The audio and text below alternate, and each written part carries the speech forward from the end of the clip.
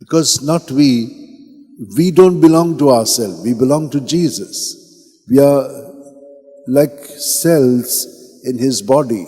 So He is going to be acting in us and He acts in us. And that is what the first reading is telling us. Saying, we have come to you, but we are not come on our own. We are His servants. And therefore we come here bringing Him. And He has also enlightened us, and that light takes us away from darkness, and it is He who is the light, so we are proclaiming Jesus.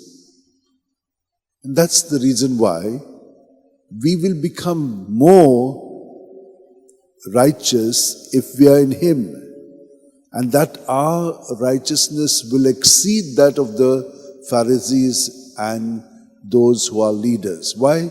They are doing it only as external. They are not doing it coming from deep within, from the presence of Jesus. Paul had that experience. He knew this. He understood it.